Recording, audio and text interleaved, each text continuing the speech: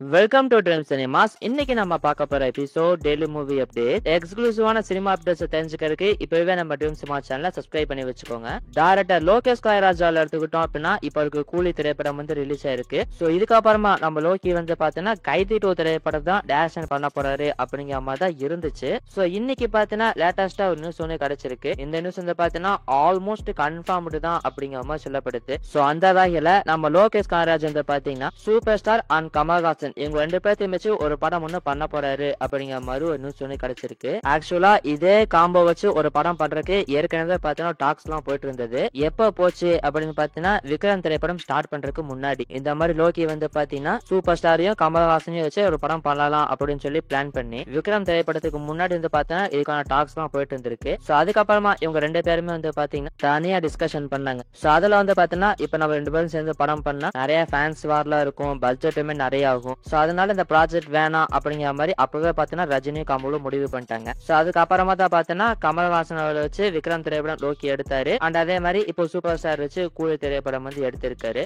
So இப்ப மறுபடியும் வந்து பாத்தீங்கன்னா சூப்பர் ஸ்டாரையும் கமல்ஹாசனையும் வச்சு ஒரு படம் எடுக்கணும் அப்படிங்கிற மாதிரி பிளான் பண்ணியிருக்காரு போல. அவரு பிளான் பண்ணாரா அல்லது அவங்க பிளான் பண்ணாங்களா அப்படிங்கிறது இப்போதைக்கு வந்து கிளியரா தெரியல. ஆனா இப்ப மறுபடியும் இவங்க ரெண்டு பேரும் வச்சு ஒரு படம் பண்ண போறாரு. இப்ப வந்து அதுக்கான டாக்ஸ் போயிட்டு இருக்கு அப்படிங்கிற மாதிரி ஒரு நியூஸ் ஒண்ணு கிடைச்சிருக்கு. சோ ஒருவேளை நம்ம சூப்பர் ஸ்டாரும் கமல்ஹாசன் அவர்களும் இதுக்கு ஓகே சொல்லிட்டாங்க அப்படின்னா அப்ப இமிடியேட்டா அந்த ப்ராஜெக்ட் வந்து ஸ்டார்ட் பண்ணிடுவாங்க அப்படிங்கிற மாதிரி சொல்லப்படுது. சோ ஒருவேளை இந்த ப்ராஜெக்டை இமிடியேட்டா ஸ்டார்ட் பண்ற மாதிரி இருந்துச்சுன்னா லோகேஷ் கனகராஜோடைய கைதி 2 திரைப்படமும் கமல்ஹாசனுடைய KH 237 இந்த ரெண்டு திரைப்படத்தையுமே இப்போதைக்கு ஹோல்ட் பண்ணி வச்சிருவாங்க அப்படிங்கிற மாதிரி சொல்லப்படுது. சூப்பர் ஸ்டாரை பொறுத்த வரைக்கும் ஜெயலலிதா திரைப்படத்தை முடிச்சுட்டு வந்துருவாரு. சோ ஒருவேளை இந்த காம்போ வந்து ஓகே ஆயிடுச்சு அப்படின்னா சூப்பர் ஸ்டாருடைய 173வது திரைப்படமாவும் கமல்ஹாசனுடைய 235வது திரைப்படமாவும் இந்த படம் வந்து பாத்தீங்கன்னா இருக்கும். சோ இந்த படத்தை யாரு ப்ரொடியூஸ் பண்ணலாம் அப்படின்னு பாத்தீங்கன்னா கமல்ஹாசனுடைய ஓன் ப்ரொடக்ஷன் கம்பெனியான ராஜ்கமல் பிலிம் இன்டர்நேஷனல் அவங்க தான் வந்து ப்ரொடியூஸ் பண்ண போறாங்க. அவங்க கூட சேர்ந்து ரெச்சே மூவிஸ் அவங்களுமே ப்ரொடியூஸ் பண்றதுக்கான வாய்ப்புகள் இருக்கு. சோ ஒருவேளை இந்த காம்போ நடந்துச்சுன்னா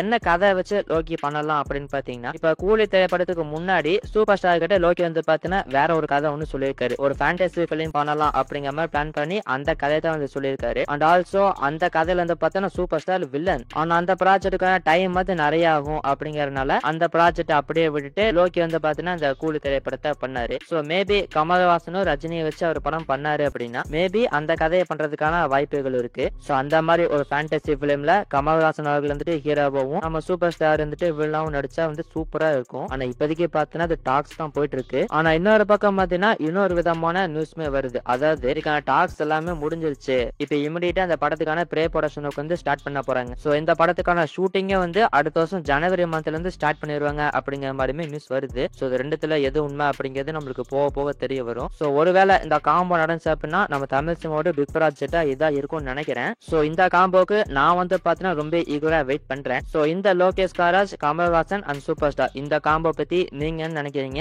உங்களோட ஒப்பீனியன் என்ன அப்படிங்கறத மறக்காம இந்த வீடியோவுடைய கமெண்ட் செக்ஷன்ல சொல்லுங்க. சோ இந்த ப்ராஜெக்டுக்கான அபிஷியல் அனௌன்ஸ்மெண்ட் இது வருதா அப்படிங்கறத வெயிட் பண்ணி பார்ப்போம். தளபதி விஜயுடைய ஜனநாயகன் திரைப்படத்தை எடுத்துக்கிட்டோம் அப்படின்னா இப்போதைக்கு இந்த படத்துல இருந்து எந்த விதமான அப்டேட்ஸும் வரப்போறது கிடையாது. அடுத்து வந்து பாத்தீங்கன்னா காந்தி ஜெயந்தி வருது, ஆயுத பூஜை வருது. சோ இதுக்கெல்லாம் பாத்தீங்கன்னா எந்த அப்டேட்ஸும் மூவி டைம் பாத்தீங்கன்னா ரிலீஸ் பண்ண போறது கிடையாது. சோ படத்துடைய அடுத்த அப்டேட் எப்ப வரலாம் அப்படின்னு பாத்தீங்கன்னா நாம ஏற்கனவே சொல்லியிருந்தோம் செப்டம்பர் 5ஆம் தேதி வரதுக்கான வாய்ப்புகள் இருக்கு அப்படின்னு சொல்லியிருந்தோம். ஏன்னா செப்டம்பர் 5 பாத்தீங்கன்னா ஹெச்என்னுடைய பிறந்த நாள். ஆனா இப்போ வர நியூஸ் என்ன அப்படின்னு பாத்தீங்கன்னா அவரோட பிறந்த நாள் முன்னிட்டு எந்த அப்டேட்ஸும் வரப்போறது கிடையாது அப்படிங்கிற மாதிரி தான் சொல்லப்படுது. சோ அதுக்கு பதிலா இந்த வருஷம் தீபாவளிக்கு ஒரு அப்டேட் ரிலீஸ் பண்றதுக்கு பிளான் பண்ணிருக்காங்க அப்படிங்கிற மாதிரி சொல்லப்படுது. சோ இந்த வருஷம் தீபாவளிக்கு ஜனநாயகன் திரைப்படத்துடைய ஃபர்ஸ்ட் சிங்கிள் ரிலீஸ் பண்றதுக்கான வாய்ப்புகள் இருக்கு அப்படிங்கிற மாதிரி சொல்லப்படுது. சோ இது வந்து பாத்தீங்கன்னா ஆல்மோஸ்ட் கன்ஃபார்ம்டு தான் அப்படிங்கிற மாதிரி சொல்லப்படுது. சோ இந்த வருஷம் தீபாவளிக்கு ஜனநாயகன் திரைப்படத்துடைய ஃபர்ஸ்ட் சிங்கிள் எதிர்பார்க்கலாம் அப்படிங்கிற மாதிரி சொல்லப்படுது. வெயிட் பண்ணி பார்ப்போம். ஆக்டர் மோகன்லால் எடுத்துக்கிட்டோம் அப்படின்னா இப்போ ஹிருதயபுரம் திரைப்படம் பாத்தீங்கன்னா ரிலீஸ் ஆகுது. ஓனன் ஸ்பெஷலா அந்த படத்தை பாத்தீங்கன்னா ரிலீஸ் பண்ண போறாங்க.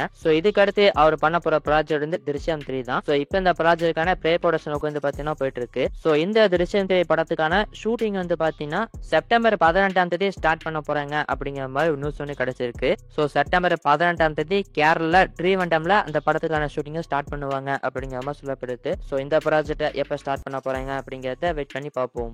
ஆக்டர் தனுஷுடைய இட்லி கடை திரைப்படத்தை எடுத்துக்கிட்டோம் அப்படின்னா சோ இப்ப இந்த படத்துக்கான ஒர்க் எல்லாம் பாத்தீங்கன்னா போயிட்டு இருக்கு. சோ இந்த திரைப்படத்துல ஆக்ட்ரஸ் ஷாலினி பாண்டே அவங்களுமே ஒரு இம்பார்ட்டன்ட் ரோல் பிளே பண்றாங்க அப்படிங்கிற மாதிரி நியூஸ் ஒன்று கிடைச்சிருக்கு. சோ இவங்க வந்து பாத்தீங்கன்னா இந்த இட்லி கடை திரைப்படத்துல தனுஷுக்கு படத்துக்கு சிஸ்டர் ரோல் பண்றாங்க அப்படிங்கிற மாதிரி சொல்லப்படுது. சோ இது போக அருண் விஜய் அவர்களுக்கு பேராவுமே இந்த திரைப்படத்தில் நடிக்க போறாங்க அப்படிங்கிற மாதிரி சொல்லப்படுது. சோ இந்த நியூஸை வச்சுட்டு இப்ப சோசியல் மீடியால வந்து பாத்தீங்கன்னா ஒரு கதையே கிரியேட் பண்ணிட்டாங்க. அதாவது எப்படின்னு பாத்தீங்கன்னா இந்த M Kumaran son of Mahalakshmi படம் பார்த்துருப்பீங்க. அந்த படத்துடைய கிளைமேக்ஸ்ல வில்லன் வந்து பாத்தீங்கன்னா ஒரு பாக்ஸரா இருப்பாரு. அவர் வந்து பாத்தீங்கன்னா நம்ம ரவி மோகனுடைய தங்கச்சியை லவ் பண்ணி ஏமாத்திடுவாரு. சோ அதுக்காக நம்ம ரவி மோகன் பாத்தீங்கன்னா அவர் கூட போய் சண்டை போற மாதிரி இந்த கிளைமேக்ஸ் வந்து பாத்தீங்கன்னா வச்சிருந்திருப்பாங்க. சோ அப்ப அப்படியே இட்லி கடை திரைப்படத்துக்கு வந்தோம் அப்படின்னா இந்த திரைப்படத்திலுமே அருண் விஜய் வந்து ஒரு பாக்ஸரா தான் இருக்காரு. அண்ட் ஷாலினி பாண்டே வேற தனுஷுக்கு சிஸ்டர் ரோல் பண்றாங்க. அருண் விஜய் அவர்களுக்கு பேரும் வராங்க. சோ அப்ப கண்டிப்பா அந்த படத்துல வர மாதிரி சீன் இந்த படத்திலும் இருக்கும் அப்படிங்கிற மாதிரிலாம் சொல்லிட்டு இருக்காங்க. ஆனா இது வந்து கன்ஃபார்ம்டு கிடையாது. இப்போதைக்கு சோசியல் மீடியால வந்து பார்த்தீங்கன்னா இப்படி பேசிட்டு இருக்காங்க. சோ படத்துடைய கதை எப்படி இருக்க போகுது அப்படிங்கிறது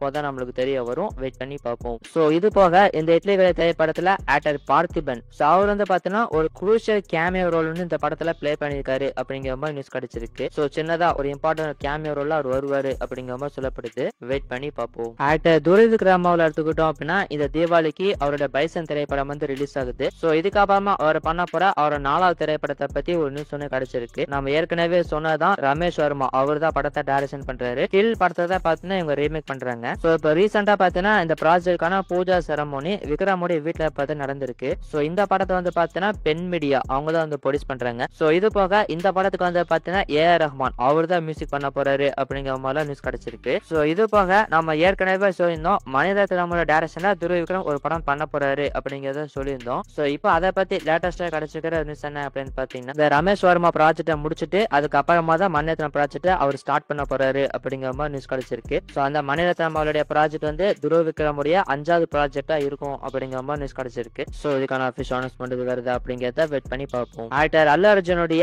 22வது திரைப்படம் அட்லியோ டைரக்ஷன்ல உருவாகிட்டு இருக்கு. சோ இந்த படத்துக்கான ஷூட்டிங் பாத்தீங்கன்னா ஸ்டார்ட் ஆகி போயிட்டு இருக்கு. சோ ஃபர்ஸ்ட் இந்த வேஃபக்ஸ் சம்பந்தப்பட்ட காட்சிகள் எல்லாம் எடுத்துடலாம் அப்படிங்கிற மாதிரி பிளான் பண்ணி இப்ப எடுத்துட்டு இருக்காங்க. சோ இப்போ இந்த ப்ராஜெக்ட் பத்தி லேட்டஸ்டா கிடைச்சிருக்கிற ஒரு நியூஸ் என்ன அப்படின்னு பாத்தீங்கன்னா ஆக்ட்ரஸ் ரம்யா கிருஷ்ணன் அவங்களுமே இந்த திரைப்படத்துல ஒரு இம்பார்ட்டன்ட் ரோல் ஒன்று பிளே பண்ண போறாங்க அப்படிங்கிற மாதிரி ஒரு நியூஸ் ஒன்று கிடைச்சிருக்கு. சோ அவங்களோட கேரக்டர் வந்து படத்துல ஒரு இம்பார்ட்டன்ட் கேரக்டரா இருக்கும் அப்படிங்கிற மாதிரி சொல்லப்படுது. சோ இது போக இந்த ப்ராஜெக்ட் வந்து பாத்தீங்கன்னா ஒரு ஹாலிவுட் ஸ்டாண்டர்ட்ல எடுக்கிறதுக்கு பிளான் பண்ணிருக்காங்க அப்படிங்கிற மாதிரி சொல்லப்படுது. ஏற்கனவே இந்த படத்துடைய பட்ஜெட் வந்து பாத்தீங்கன்னா 750 இருந்து 800 கோடி வரைக்கும் இருக்கும் அப்படிங்கிற மாதிரி நியூஸ் வந்து இருந்தது. சோ ரொம்ப ஒரு பெரிய பட்ஜெட்ல தான் இந்த படம் பாத்தீங்கன்னா இப்ப உருவாக்கிட்டு இருக்கு. சோ இப்ப மூவி டீம் வந்து பாத்தீங்கன்னா இந்த திரைப்படத்தை ஹாலிவுட் லெவல்ல எடுக்கலாம் அப்படிங்கிற மாதிரி பிளான் பண்ணிருக்காங்களாமா. சோ அப்ப கண்டிப்பா இந்த திரைப்படம் வந்து பாத்தீங்கன்னா பேன் இந்தியாவா இல்லாம ஒரு பேன் வேர்ல்டு திரைப்படமா வரும்னு நினைக்கிறேன். சோ இதை பத்தி நீங்க நினைக்கிறீங்க அப்படிங்கறத கமெண்ட் செக்ஷன்ல சொல்லுங்க.